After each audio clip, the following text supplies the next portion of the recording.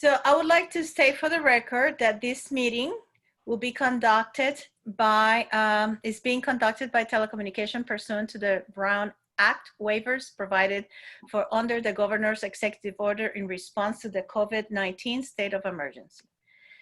For public comment announcement, members of the public wishing to make a comment, please raise your hand on the application and on your phone by dialing *9 during the public comment periods. You will then be unmuted for your public comment. Please limit your comments to 3 minutes. Anyone using abusive, vulgar, offensive, threatening, or harassing language, personal attacks of any kind, or offensive terms that target specific individuals or groups will be muted and removed from the meeting. I also request that you wait your turn to speak. Okay. So let's go ahead and look at the agenda here. So, attendance, please. Irene? Okay. We have Chair Cruz. Present. Thank you. Vice Chair Turner, I do not see yet. He's going to be absent. Okay, thank you. City Staff Jansen. I'm here. Thank you. City Staff Rincon. Here. City Staff Kelly. Here. Thank you. And I believe we have City Staff Thompson. That's correct. Perfect. Okay. So communications, please. David? Sure. The first communication, Chair Cruz, is a correspondence that was received from the U.S. Department of Transportation, Federal Aviation Administration. This is in regards to notice to airmen, or NOTAMs, as we call them in the airfield. This is to provide an update on the how NOTAMs are issued. So it's just a communication relative to the airport from the FAA. Okay. And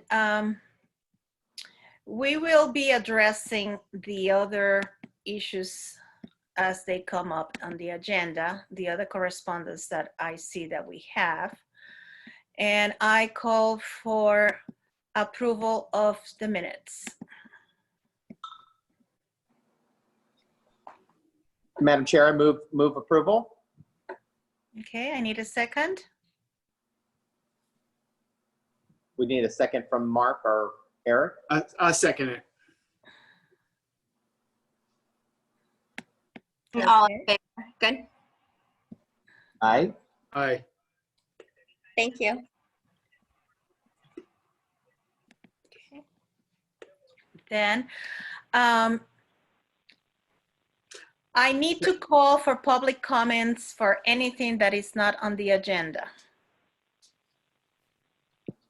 Please limit comments to 3 minutes. To make public comment, use your hand on your program, raise your hand, the icon, and on your smart device or desktop computer, or dial *9 if you're only using your telephone.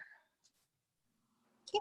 And we do have one hand up from Wayne Diggs. Is he going to speak on something that is not on the agenda? Let's see here.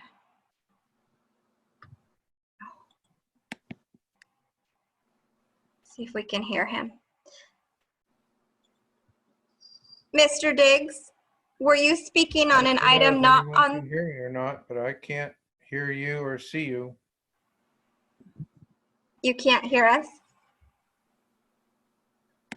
It says you're using an older version of Zoom. I don't know if that's making a difference.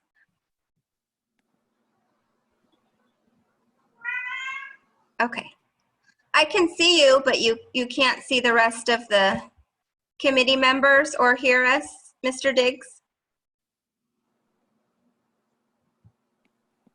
Well, could you, let's instruct him to go ahead and send his comment Okay.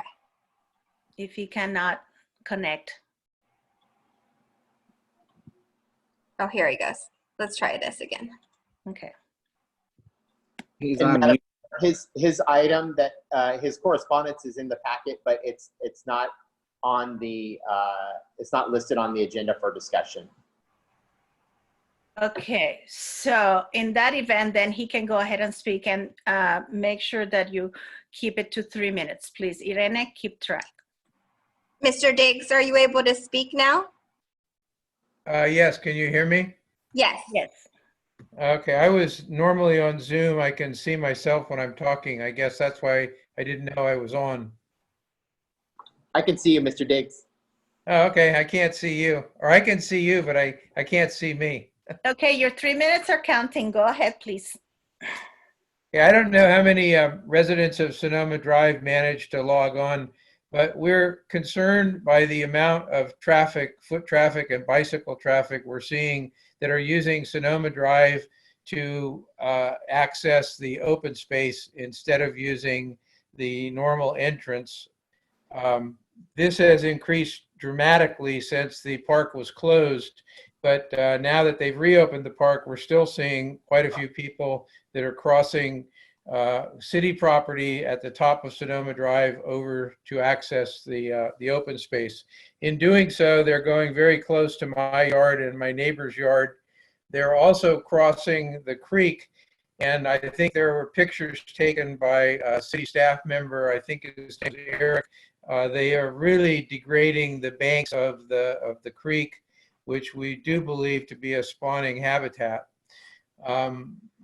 Generally speaking, everyone who's used the open space have been good neighbors. There's been a lot of people up there lately.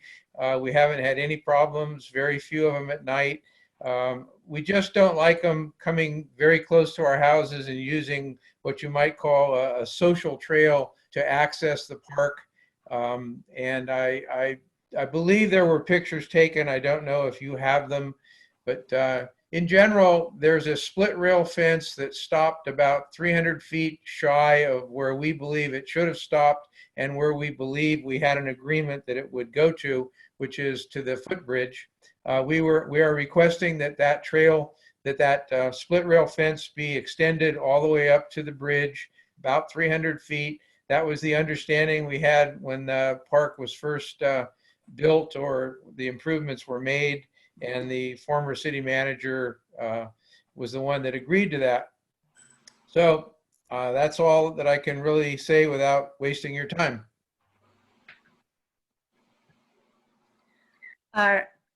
Is there anybody else to make a comment, any public comment at this moment? And Mr. Diggs, your time, our time is valuable, and we want to hear from the public. Thank you. You're welcome. Thank you for allowing me to comment. Anybody else to make a public comment, Yes, I have a John Niehaus. please? Yes, I can see you. Good. We can I hear live on you. Sonoma. I live on Sonoma Drive, and I want to verify what Wayne is talking about. When this park was first developed, it was our understanding with the former manager that the split rail fence would go all the way to the bridge. And that's not the case. What we're trying to do is to keep the traffic down, and it's a known fact that Porterfield Creek is a spawning habitat, as Wayne mentioned, and the continued bike traffic and the foot traffic and people building stepping stones across the creek and doing all kinds of things. We'd like to stop that from happening. And we want to protect that creek as much as we can. Also, the traffic, when the park was closed down, they had ribbons across, the police ribbons across to prevent the people from entering the park. So they just continued to use the park by going up Sonoma Drive and using the public property to access the park. And they were bypassing all the entrances. So it kind of didn't do much for, you know, the rules and regs on the coronavirus. And we'd like to stop that traffic from coming through. And that's about all I have. Thank you.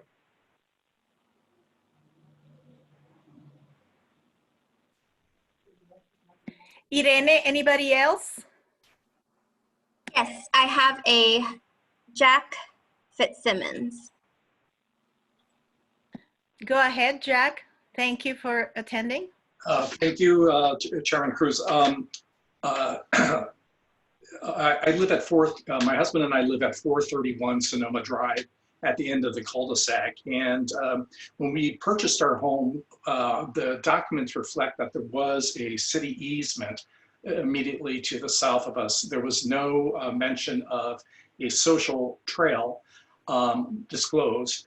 And I cannot find a definition of social trail in any of the city documents. So when I got the map from the city, I was a bit puzzled at that designation. But I want to be clear here, we've been ardent supporters of the preserve from day one, and we're members of the Sonoma Land Trust, River Keeper, California Native Plant Society. The Sonoma Open Space website says that part of their mission is preserve diverse natural areas that provide habitat and to protect waterways and natural lands. As has been mentioned by John and Wayne, there's degradation going on. And just today I went fishing plastic bottles and beer cans out of the brush.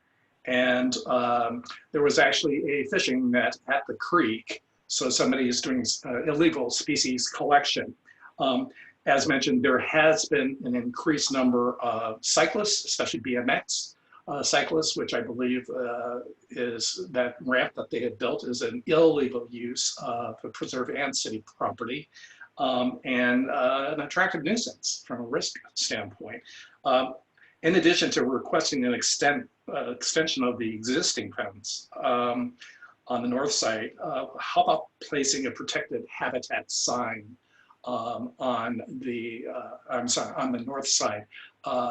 We understand that it is a public access, that those trails are public property and people have every right to go on them. So this isn't NIMBY. For me, part of the joy of the preserve is that it honors its intention, which is to be a preserve. And right now we're seeing a degradation of the habitat. And when the rains come, all that litter goes down our creek, into our river, into our ocean. And being a member of Russian River Keeper, who clean up the banks of the Russian River at City Park frequently on Saturdays, I can attest to the, we need to mitigate that hazard to our waterways and to our preserve. Thank you for your attention and your time.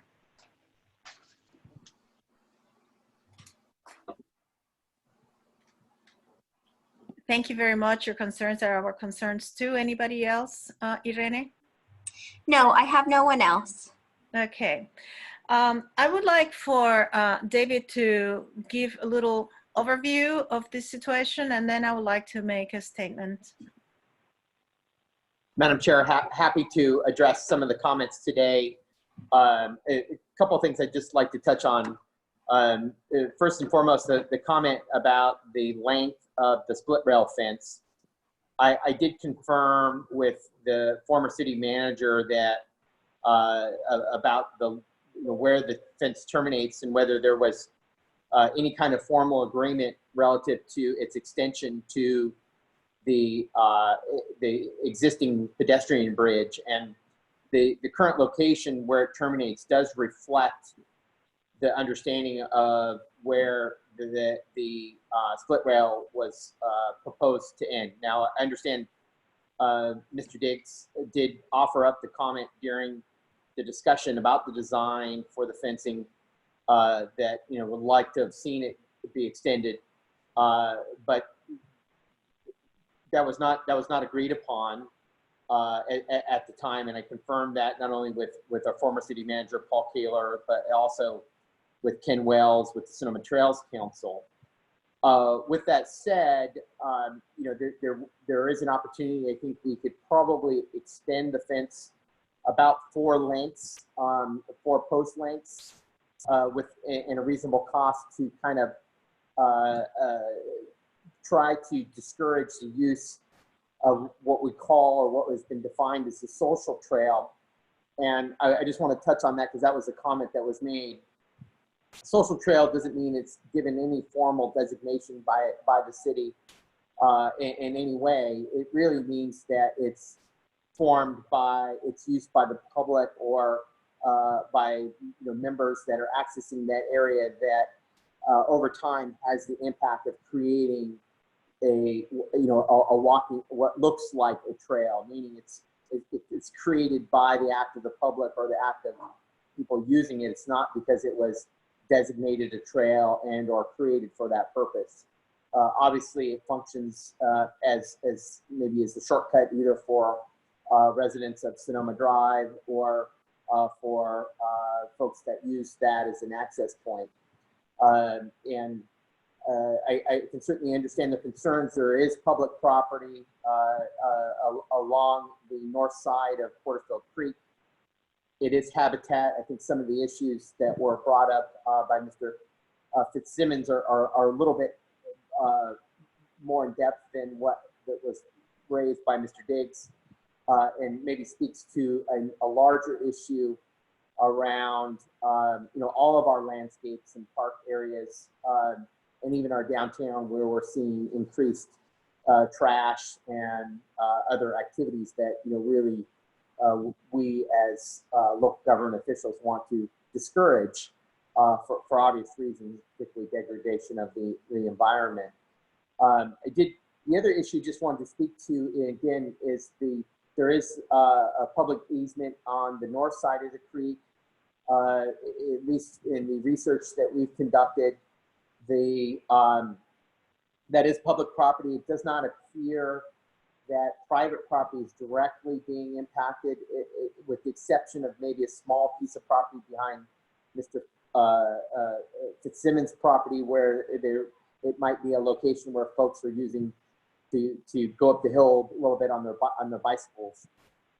So a couple possible solutions would be to look at maybe extending the fence. I wouldn't suggest extending it the full length to the bridge, because one, it's very costly to do that, and we don't have the budget resources to extend it. I don't think it would be necessary to really fully address what's happening with the social trail.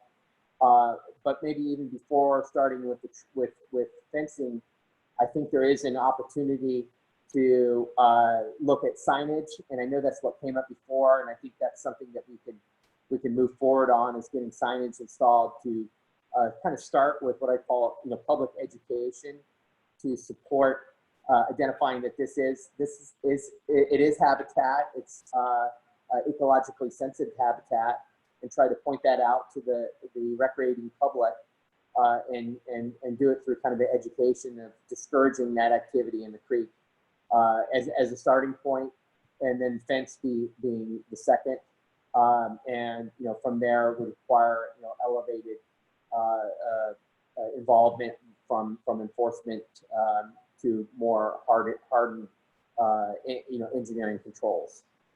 So Madam Chair, that's kind of an overview from staff's perspective. I know our engineering staff may have some input if you're so inclined.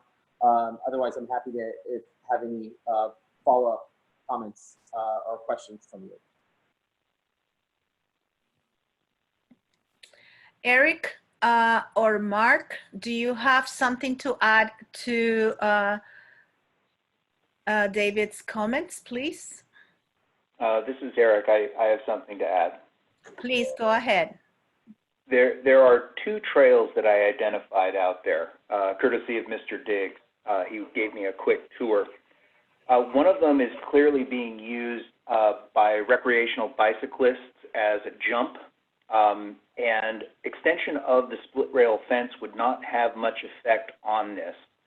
The jump is associated with a secondary social trail that seems to head up the hill onto private property, and I suspect is being used by residents on that private property.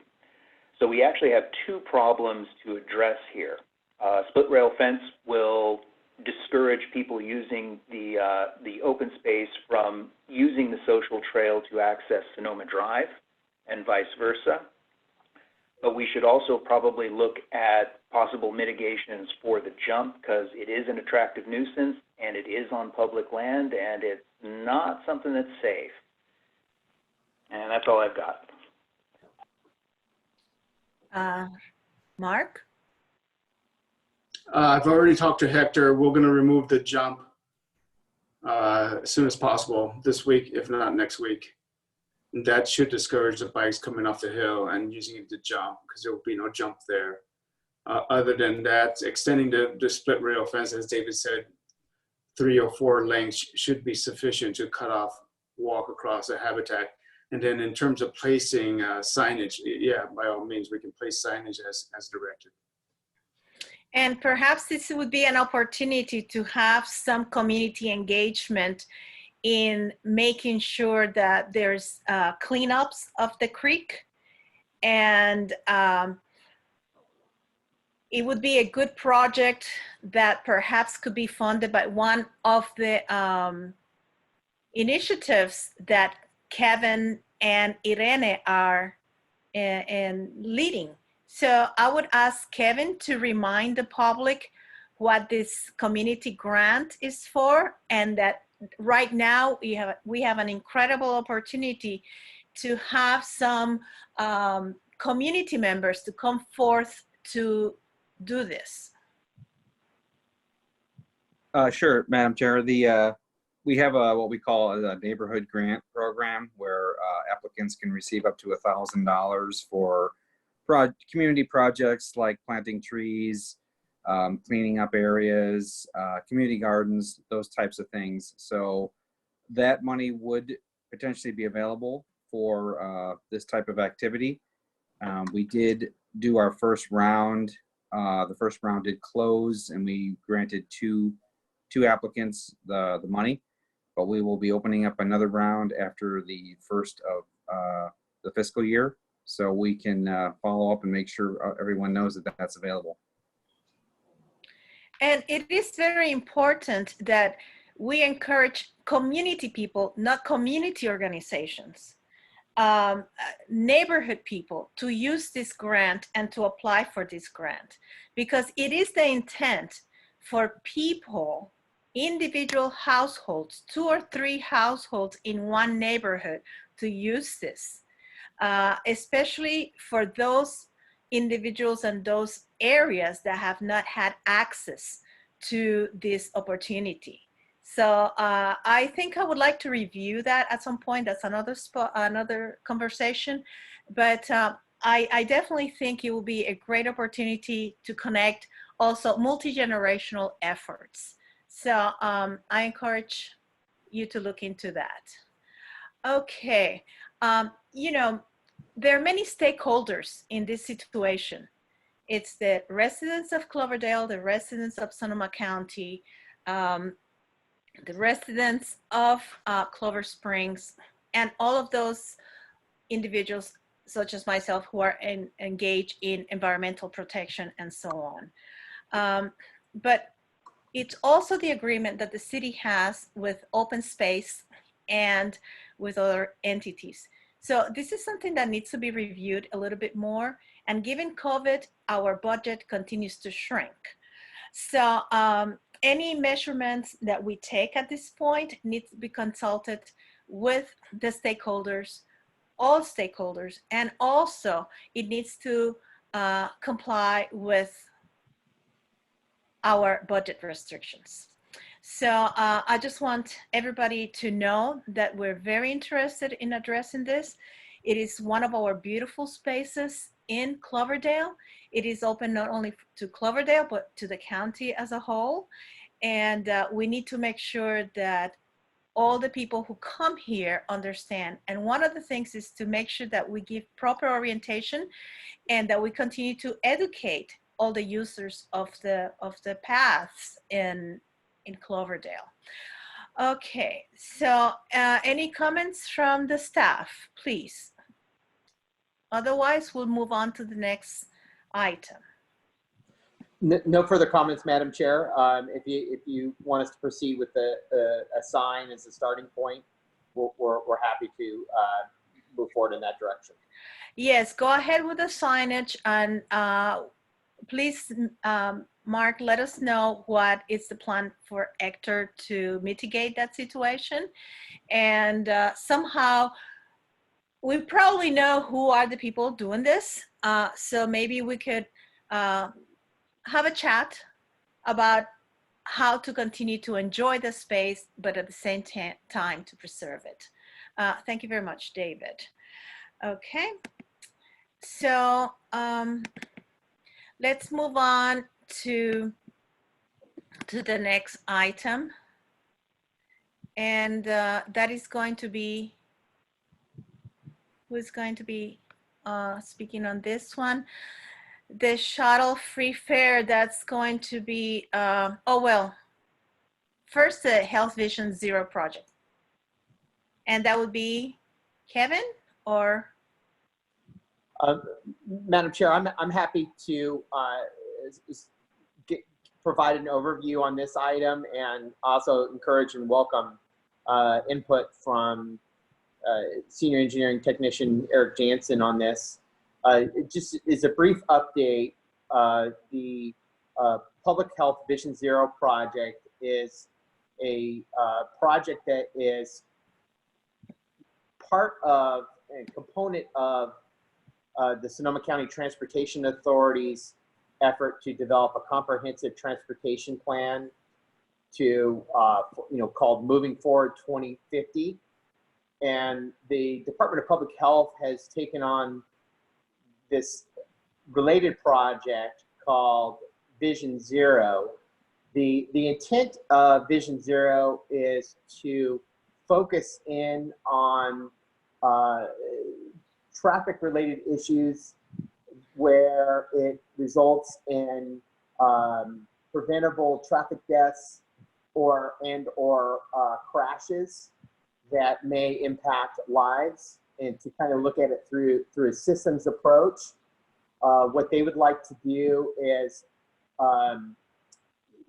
develop a data dashboard and community engagement plan that will come later this year in 2020, that will then result in an action plan in the latter part of 2021.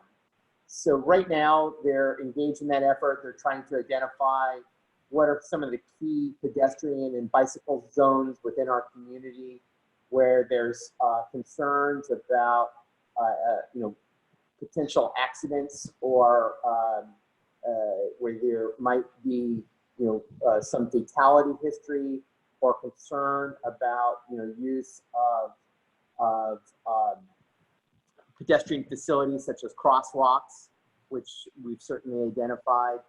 And again, the purpose at this stage is really is to develop the data so that it could become a dashboard that could be shared with the community, and identify and garner input about what are some traffic control measures that might assist with traffic calming, improve pedestrian crossings, better bicycle safety measures, other types of traffic safety projects. It's really kind of in that data gathering phase at this point. Again, to start the development of the dashboard that would then result in a plan that would be, I think, integrated with SCTA's ultimately 2050 moving forward comprehensive transportation plan. But at this point, that's a real brief summary and overview. Eric, if you have some additional information you want to share just on the status, I know you've been participating in some of the calls and some of the discussions. And we also want to remind the public that Moving Forward 2050, attachment is within the packet. Right. Eric? So the only thing I want to add is I did represent the city in a meeting with the Vision Zero folks to discuss this dashboard. So this is going to be an online tool that will aggregate information from things like our Sonoma County traffic model, police reports, emergency responses, and its primary purpose is a planning tool to help us identify intersections that are hazardous for some reason. Whether it's cars crashing into cars, pedestrians being injured, bicyclists being injured. And for the most part, we're assembling a wish list of how this dashboard will work.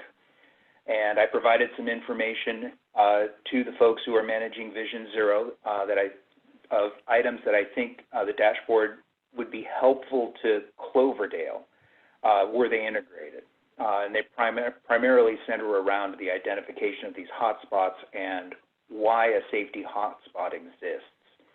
The Vision Zero dashboard is also going to have a public-facing side so that the public can go online and see at least some of this data. And I provided a little bit of information that I thought might be of benefit to the Cloverdale residents as a whole. If you want me to go into details, I'm happy to, but this is all very preliminary and none of it is guaranteed yet. This is still very much a wish list item, and we'll have a better idea as to what Vision Zero plans to do in the future with this dashboard as this program develops. This is fine. It's a good introduction. Thank you, Eric, and thank you, David. Now I'll open up for any public comments regarding this item. Irene? I have no comments on this item. No one with their hands raised. Okay. All right. Well, thank you very much. And let's then move on to the bus fare program. Do you want to discuss that, Kevin? Well, I do have an email from Brian Albee from April 21st, just indicating that the ridership has increased 101% to that point since February, and reached its highest percentage of increase in December when ridership was up 144% over December 2018. Chair Cruz, I know you had some, we went through some suggested changes to Route 68 through town, and he did indicate that he wouldn't be able to probably consider those until the earliest fall when school was back in session. So I have been keeping up with him, kind of reminding him and letting him know that we're still interested in that. So that's kind of what he came back with. I don't know if that's pretty much all I have on that one. Thanks. So does that mean for August, either school comes back or not? He says he does not anticipate making any changes to Route 68 until the earliest this fall when school is back in session. The route continues to perform very well in its current configuration. And then he goes into the what I just talked about, the increase in ridership 101% with a peak of 144. Okay, this So I'll is keep something that following. we'll have to follow up with. Definitely. I will. I think he agrees with a lot of them. Some of them might be more of a hard sell, but I'll keep up with him. Okay, yes, because there's some safety issues in that. Yes, David. I just wanted to offer that and Kevin covered the statistics accurately, that the ridership since the inception of the program is up 100%. So it's technically 101.6%. So we've seen almost a doubling of ridership. The maximum contribution from the city that's projected for next fiscal year is $10,556. We've included that in the draft fiscal year 2021 budget. We wanted to bring it forward to subcommittee because when we established this program last fiscal year, and of course it was only about halfway through the year, it was really a pilot program at that point, and we wanted to make sure council supports moving forward in continuing the fare-free program. Certainly staff sees tremendous benefits from it, but we wanted to make sure by starting with the subcommittee that you had the opportunity to just take a look at the agreement again and make a recommendation so we could bring it to council for support. And ultimately, we anticipate that that'll be part of the budget discussion. And that amount of money that you have separated for now, is that going to be sufficient? Yes, the Sonoma County Transit has indicated that would be our maximum contribution. So even if ridership exceeds projections, then the Sonoma County Transit would cover the difference. Okay. If it's lower, then you know, we don't lose out. So you know, they wouldn't bill us for that for you know any non-ridership. So that would set the maximum contribution, which is consistent with this current fiscal year. Good. And so he had mentioned a Sunday service. Is that going to be contemplated at all? I haven't heard a discussion about Sunday service. That I could certainly, before we bring that back to council, inquire about Sunday service. Okay. Thank you very much on that. Well, those are good news. You know, services are being provided and they're being used, and that's very good tax monies to show. All right. Then there is in the agenda the no bicycle sign. Oh, I'm sorry. Is there any comments from the public regarding the shuttle fare free program? Irene? No raised hands, Madam Chair. Okay, thank you. So the bicycle signs, I think we kind of covered that, but perhaps this is a little bit more specific. Would you like to address that, David? Happy to, Madam Chair. And it is slightly different. This request came from Ms. Susan Wattell, the director for the Clover Springs Homeowners Association, asking or requesting that the city install no bicycle signs on the trails that abut the Porterfield Creek between Foothill Drive and up heading in a westerly direction to the entrance to Porterfield Creek open space. The request was to install no bicycle signage, possibly on the asphaltic surface, as a low-cost means to identify that bicycles would be prohibited. At this juncture, this is the first time I understand that this request has been made. I'm not aware of a request coming forward. We would need to check if the subcommittee was so inclined to bring this forward, whether we have the tools to enforce no bicycling on the trail system. So that would be a matter that we would need to evaluate further, whether we actually have enforcement authority. I think, again, this may be an issue where some education around shared use of the trail space might be appropriate and a low-cost measure that we could accomplish before we move to considering, restricting bicycles on the trails. For example, I saw a mother and a young child using a bike, and I didn't see that there was a conflict related to that. Obviously, under this request, that activity would be prohibited, which was otherwise a fairly low impact activity where you're encouraging a young person to use a bicycle in a safe manner off of a public street or outside of a public street where there's vehicles. So anyways, this request came to us fairly quickly, and I wanted to get it on the subcommittee agendas as quickly as possible for the subcommittee's review. Well, I think this is something that has to be addressed considering what are the standards with open space practices. And it is something that has to be reviewed a little bit more. So I appreciate the comment on the correspondence on this. But given that some other open spaces allow bicycling, we don't have the authority to, I don't believe, to put those signs. So we need to investigate some more. Perhaps we could engage in some sort of assessment of the terrain to see if it's possible to be allowed in certain areas, but not in all. So this is something that requires a little bit further investigation and discussion, because I think I'm correct, David, that bicycling is allowed in open space. And that is correct, Chair Cruz. And I think, you know, the area that the HOA is requesting be signed is the trail that was dedicated to the city as part of development of Clover Springs, not so much the trail within the open space itself. So it's that intermediary point between, you know, Foothill Drive and the park entrance that I think is being restricted Okay.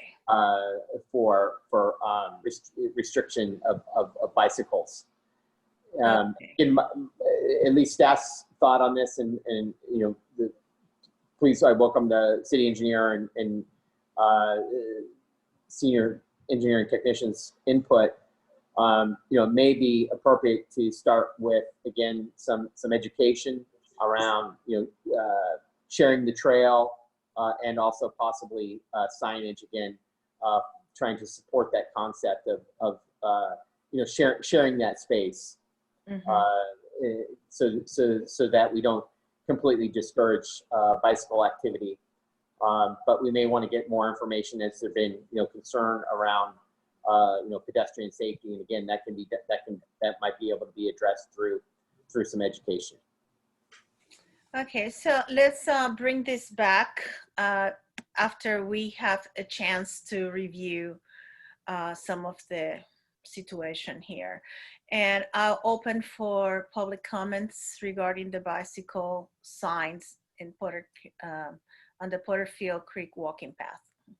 Yes, I have 3 hands raised, so we'll start with Wayne. Thank you. Go ahead, Wayne. Hello. Yes. I guess you can hear me? Yes, Yeah. we can. Okay, thank you. Just a real quick clarification. The trail that we're talking about is on city-owned property, which is maintained by Clover Springs Homeowners Association. It has historically, from 20 some odd years ago, been a trail, walking path that bicycles were prohibited, much like a sidewalk. Secondly, I'd just like to remind you all that Clover Springs is a 55+ community. Many of the residents moving in here 20 some years ago are in their 70s and 80s. They use walkers. They enjoy this trail all the time. And lately, the bicyclists, mostly young children, have been coming down from the open space onto this trail, which is not open space, and traveling very, very fast. And there's going to be an accident sooner or later if we don't do something. There were at one time signs posted. Those signs disappeared over time, prohibiting bicyclists. And this should, by the way, include skateboards. And I realize the enforcement is a real problem, but at least if there's a sign there, when residents see kids on bicyclists, we can remind them of it. And if we see the same kids over and over again, perhaps we'll be willing to call the police on them or something. But this is a very dangerous situation. Bicyclists come down the hill, they're very quiet. Older people, some of them hard of hearing, don't realize that a bicycle is approaching very quickly from behind them. And it's just increased now to where it's really going to be a problem. Thank you very much for allowing me to comment. Thank you. Point well taken. Irene, the next person, please.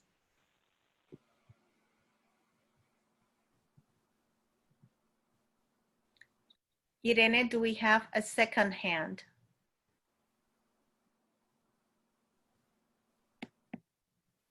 Did we lose Irene? Sorry, I didn't unmute. Okay, we should have John available now to speak. Sorry about that. Thank you. John, go ahead, please. Yes, thank you, Madam Chair, for listening to me again. I did want to point out that there is a sign on Foothill at the beginning of this asphalt path that everybody's talking about. The sign is quite high. Most people don't see it, and you have to look for it because it's kind of in the trees as well. Ooh. But if I'm not mistaken, it says it prohibits skateboards, bicycles, equestrians, and a couple other things. But Mr. Kelly mentioned maybe painting some no skateboard, no bicycles on this path.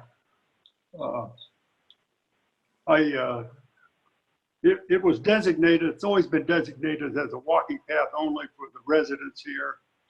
And like Wayne says, lots of them are in their 80s, myself included. So I put in a request to our Clover Springs manager probably 3 years ago, requesting signs, because at that time I saw an elderly lady walking with a cane, and she had to really dodge to get away from a bicycle. So it's always been a concern of mine. That's all I have to say. I hope you do take it into consideration, because painting something on an asphalt path would certainly help, I think. Thank you very much. Thank you. Next person, please. Okay, next should be Jack. Madam Chair, I want to echo those comments, but I also want to share two experiences I've had recently. If you know the trail, if you go westward, it ends up on Skyline Drive at the beginning of the park. And there is a blind corner there. And there were two women, both with baby carriages, right around the bottom of that curb, and a mountain biker came down at really high speed and almost hit them. The one woman had to thrust her carriage into the bushes in order to avoid the cyclist. The cyclist did not stop or acknowledge those people. So it isn't just the residents of Clover Springs that are at risk. And I think the idea of painting something is entirely appropriate. Enforcement, of course, is always a problem, but this is a hazard. And given the financial constraints of the city, mitigating liability, I'm a former risk professional, so I see the world that way. I really think there are some pretty simple fixes, but it is a wider spread peril for the residents of Cloverdale than just the residents of Clover Springs. Thank you. Thank you. Any other comments, Irene? Yes, I have Mr. Bob Cox. Go ahead, Bob. Thank you. All right, can you hear me now? Yes. All right, thank you. In reference to putting something on the walkway, saying no bicycling, that sort of thing. We did try that some years ago in the downtown sidewalks in front of the businesses. And it didn't work all that well because it was in English, all right? There are some icons that you could get the same message across that would have the circle and the slash through it with bicycling and skateboarding and that such, so that nobody can say that, well, I don't speak English, I didn't understand what it said, or anything in that regard. But I do support putting something on the trail. I think that's a great idea. Thank you. Anybody else? Irene? No, no other comments. Okay. No other hands raised. Okay, I think all comments are welcome. And I do believe that international signs will be helpful for people who cannot speak English, or people with some other impairments. At the same time, I do believe that it is something that needs to be reviewed by city manager to make sure that there are no liabilities and that everybody is protected equally. I do walk that trail myself with my dog on a leash. And right now I'm using a cane, so I understand very well what a threat bicycles can be. And they continue to be in downtown with skates, skateboard, and bicyclists. Luckily, lately it's been quiet, of course. So David or Mark, do you have enough information to look into this some more? Yeah, Madam Chair, I think we heard that, we heard the comments.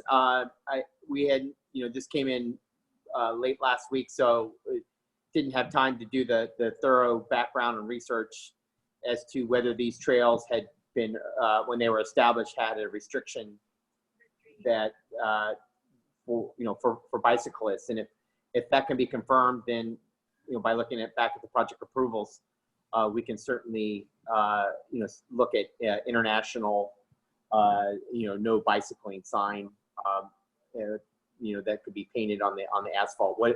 I want to get city engineer's input on, whether he thinks that's an appropriate treatment in this case. no, absolutely. There's some stenciling out there that can cover both bicycles and skateboarders. So once we find out what the designated uses are of the trail, we'll put in the proper restrictions.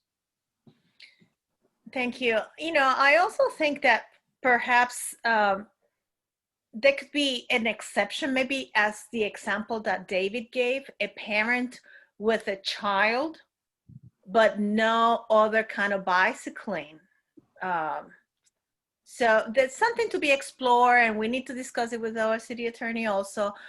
In the meanwhile, we're just gonna have to be aware, but we'll try to do something as soon as possible because we don't want anybody to be hurt in the city, and much less in the area that is meant to be enjoyable for all.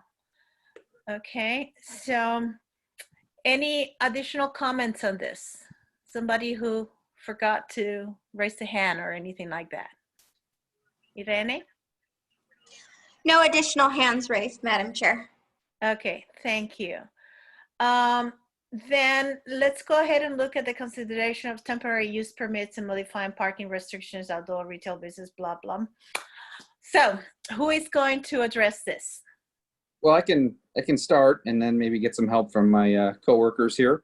But Okay. this really came out. It's again kind of a last minute item, but as we understood that the governor was going to start opening up dining to outdoor seating, we wanted to be ahead of it and make sure that we could accommodate that in the easiest way possible. We're not suggesting temporary use permits. That's probably not the right way to say it, but that's no big deal. I just want to give you an update though. I have been checking in with Nina at the chamber. In fact, I just talked to her a couple hours ago, and she's checked in with every single restaurant to see what their needs were in terms of getting open under this loosened restriction. And it seems that we have it covered in our zoning. If you're downtown, you can set up chairs on the sidewalk, not in parking spaces, but on the sidewalk without any permits from us. And there are some rules associated with that. And I sent those to Nina that she can distribute to any restaurants. The fact is we've been talking about it internally, and most of the restaurants already kind of have some sort of outdoor seating.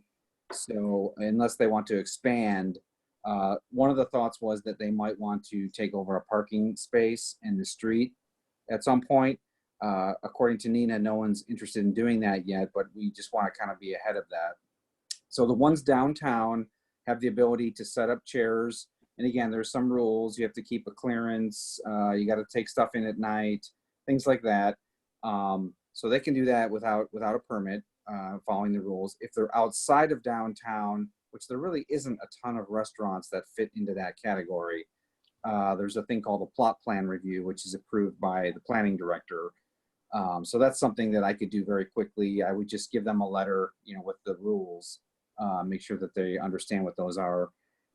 So I think we're covered. And the reason I say that the way I do is because I've been talking to Nina quite frequently, and she's really in touch with the restaurants. Oh, the other thing I wanted to add was if they're in a private center like Zini's or Ferber, they need to talk to the owner of the property regarding how they would do their seating. I think if the chamber is kind of kicking around the idea of maybe doing a street fest or some kind of closure on First Street, it's very preliminary. So that might be something we want to talk about. But again, Mark and I were thinking that restaurants might want to take over parking spaces, which I think would be totally fine, but how would we facilitate that? At this point, no one's asking for that. If they were, then we would do an encroachment permit. So it would be a little bit more work, but we need to make sure that we have the correct insurance for liability's sake. So just to summarize, at this point, I think we're good with the restaurants being able to set up outside and get back in business. In the future, with Nina's help, if someone requests maybe a parking space or two, we will work hard and quick to get that done as quickly and painlessly as possible to help support our local restaurants. Mark, I don't know if you have anything else, or David? No, nothing. I mean, it's too early to start commenting on this. I'd give the chamber a little more time to work out the details. Yeah, and Nina told me that no one has expressed any interest in a parking space, and I think she's even kind of suggesting that it could be a possibility under the right circumstance, but no one's really biting at it at this point. So. The only is Dahlia Sage has requested taking up a parking spot in front of their location. Yeah, that's true. I forgot about that one. Well, I don't know if we want to reach out to them and offer a path for that. I know the original plan didn't seem to work that well in terms of traffic flow, and it seemed like a little bit of in the way kind of thing that didn't pass your inspection. So I don't know if there's another option for them. We could maybe work with them. I need to ask, is it possible that they can do that on the side of the building rather than in front? Because people are still going to be ordering and they have the order online and then you go and pick up, and we need to make sure that people have access to all the businesses, because there's still going to be takeout. Not everybody's going to want to go to eat at the place. So we need to make sure, and this is something to remind Nina and all of the businesses, that for those individuals that would like to do the takeaway, that they will have a spot to come and pick up their goods. So it's a very good idea, but we also have to think that in order for them to really make it, they need to be able to serve and also continue to serve the people who pick up and go. Yeah, no, that's a good point. I don't know if anyone needs like a designated spot out in front that kind of where nobody parks, that could be the drop off. Takeout or the drop off and things like that. Yes. Like they have at McDonald's, like the 15-minute wait for your order or whatever, something as such. I'll mention that to Nina, and she can sort of, ask around and see if that's something that's needed. And if it is, then I can work with Mark to somehow see if we can make that happen. Okay. I'll open for no other comments from staff. I'll open for public comment on this. Irene? No raised hands Okay. on this item. Okay, thank you very much. We'll follow up with Nina, follow up with the businesses, and you and Mark can work with this respective businesses and bring it back. If we get any requests, we'll work with them. Okay, yes, please, thank you. Okay, and status of Second Street Park, is that Eric or Mark? Let me see. Fence repair. Oh, I'll take this one. The Okay, fence repair. We did temporary fence repair at Second Street City Park, and Hector, or I should say Miguel, had the genius idea of putting up "You're being watched," one of those prefabricated little signs that has a camera saying you're being observed, and it's worked. They have not damaged the sign now for 6 months. So it's a temporary fix, obviously. In long term, we'd like to do something permanent, but for now it's working. We see no further vandalism. And so I'd like to leave it like that for now and not spend the money that we don't have for doing a much more intense fence repair. Okay. I'll open that to public comments. No hands are raised, Madam Chair, on this item. Thank you. Okay, research use of Quimby Acts. Is that going to be David? Madam Chair, I believe this has been kind of a standing item. Don't really have anything to report other than the item under 6A, the Portland Loo, is an item that we are proposing to use Quimby Act funds to cover the purchase costs as well as the installation for that improvement at the downtown plaza. Once we utilize those funds for that purpose, we'll only have a relatively small amount of Quimby Act funds in our bank. So we'll be contingent upon some more new development coming in that pays impact fees to kind of build that fund back up to provide opportunities for us to fund park improvements at other city parks.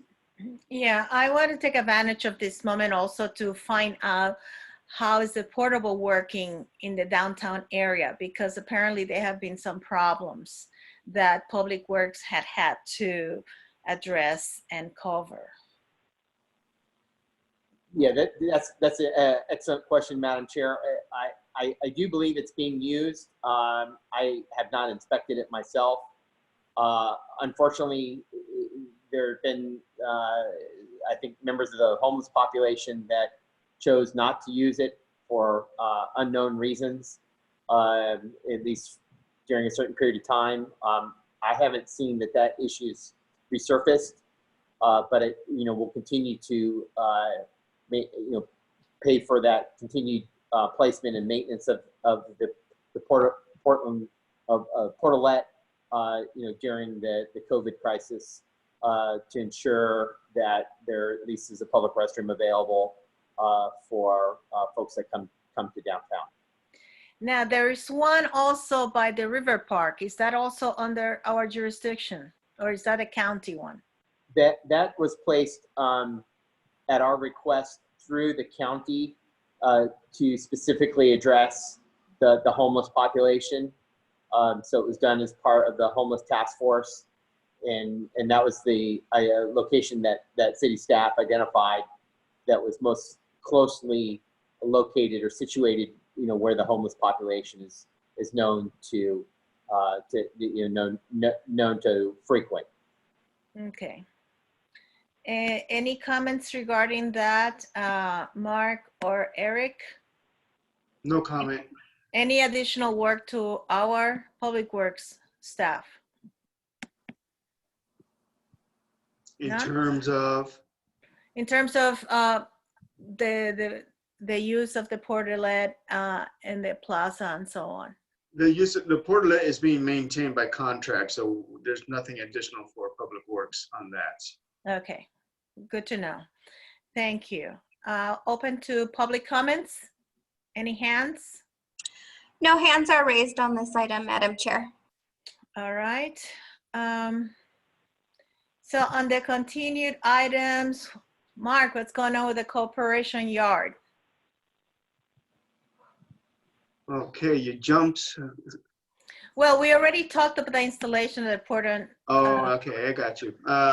So well, the update on the installation of Portland Loo is, of course, we have to finish the design, lay it out, and get a contractor in here to put in all the hardware, water and electricity to the sites. And then we'll order the Portland Loo to be delivered and installed.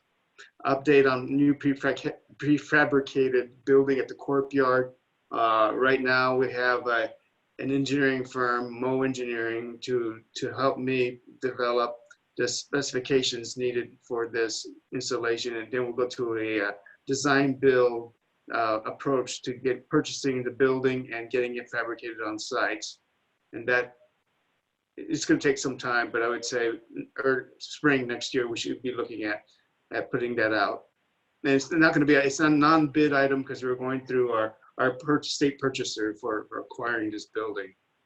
Okay, and so no action until the spring? And in terms of construction, we'll bring the proposed site design as a concept, and we will get City Council authorization to go ahead and proceed with the acquisition of this. Okay, thank you very much. And I believe that we have an update, or may have an update from both you and David regarding the Groundwater Management Act and Potter Valley Relicensing Project. David? David, you're muted. Okay, Mark? There has been an announcement, and I was just going to reference it here, that came through from the Sonoma County Water Agency and representatives from the Potter Valley Project regarding funding to assist with removal of one of the dams on the project. And this was an outcome that has been hailed by Congressman Huffman to address some of the multiple concerns and different interests that the parties had over the FERC relicensing of the Potter Valley project. The intent is to address what are some of the environmental concerns. I did note that there were certain parties that I think are not happy with the decision to remove some of the dam features and believe that there may be an impact, but it again is part of the partnership and the decision to ultimately try to address the interests of both parties to the north, as well as Sonoma County Water Agency. We have interest in continued diversion of some of the water to support our water supply needs. Ultimately, we hope to have a presentation update before the City Council when the time is appropriate. So, Mark, you feel free to add anything you'd like in terms of details on that. This FERC relicensing is at least a 20-year effort. So this is such an early part of this stage of relicensing. We won't see the dam removal, if it ever comes to that, for another 25 years. So I wouldn't, it's out there as a feasibility, and that's about it. Okay, thank you. Very well. Now I'll open this for public comments. Irene? Madam Chair, there are currently no hands raised for this item, but I did want to bring to your attention if you wanted to go over item 5G on the status update for SB1 project. Oh, yes, I did overlook that one. Would that be Kevin? No, not me. I don't know Come much on, about Kevin, give it a shot. There's a bunch of plans. It would be Eric. Eric, why don't you chime in, please? Madam Chair, we've had a couple of updates related to the SB1 project list. First and foremost, we've had a couple of announcements, one from Sonoma County Transportation Authority and another from the state about budget reductions related to the SB1 program. The original estimates were a little overly conservative. So while near-term funding is going to be fairly low, longer-term funding is not going to be as bad as they had originally reported. And currently, the budget that is going before council for this coming fiscal year underestimates the revenue coming into the city by about $55,000. So we can potentially look forward to having a little more money than we thought we were going to have in the SB1 program. We do have one project that we were hoping to deliver this year, and that is the 4th Street reconstruction project. The bid effort had been put on hold because of COVID-19, and I'm not sure how successful we will be in trying to put this bid forward. Our department is still planning to try because failure to do so may put a small portion of our SB1 funds at risk of clawback, in other words, being taken back by the state. Yes. It's not a lot of money, but we don't want to give up a dime. We're too small. So that's kind of where we're at. Okay. Yeah, I do remember that we wanted to do that 4th Street in conjunction with some other project. Is that correct? There had been some discussion of combining the 4th Street reconstruction project with an undergrounding project for overhead utilities. The timing between the two is not favorable. We would need a great deal more time to coordinate an undergrounding district for the area to try to underground the overhead utilities. And again, that would delay us to the point where some of the SB1 funds may be taken back by the state if we choose to delay for that. Okay. Well, I guess we have a challenge here. I'll leave it to David and Susie to figure it out, right? Any comments on that, David? Well, Madam Chair, obviously the COVID-19 crisis is, as we know, is generating economic impacts to our sales tax base, and included in that obviously is taxes that are generated on gas is going down, and couple that with the fact that people are driving less during the current pandemic, so it's affecting those revenues. Obviously, we need to look closely at what we can afford to do with the funding that we've already received, plus the funding we anticipate receiving, and do our best to continue to support legislation that's going to bring important gas tax revenue to our community, so we can put these projects together, because obviously 4th Street is something that's on the front of mind for the City Council, because it really needs to be redone sooner rather than later to address the deteriorating road conditions. So we'll be looking at that pretty closely to determine what we can accomplish within our funding constraints. Thank you. Any other staff comments on this? I'll open to public comments. Questions, concerns? No current comments, no raised hands. Okay, thank you very much. Future agenda items.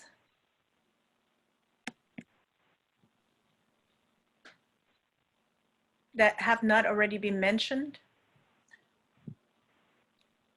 Eric, Mark, Kevin? Okay, so we could always add those at a later time. If there are no additional comments, are we ready to adjourn the meeting? Madam Chair, I do have a report for good of the order, if it's okay with you. Yes. Good. And I share with this subcommittee because it does affect our Cloverdale Plaza. Yes. Our maintenance staff did install signage both in English and Spanish at the Cloverdale Plaza, recognizing our 2020 high school graduates from Cloverdale High School. And so that signage is prominently placed at the Cloverdale Plaza. So I think we were able to get those signs up pretty quickly. And it's just a small way for our council and our community to recognize our graduating seniors. Well, thank you very much. We definitely have tried to do our best in recognizing the seniors this year. So that's very good. Any other comments? If not, meeting adjourned. Thank you for participating, and I look forward for more public participation in future meetings. Thank you, We'll Madam follow- Chair. Thank you.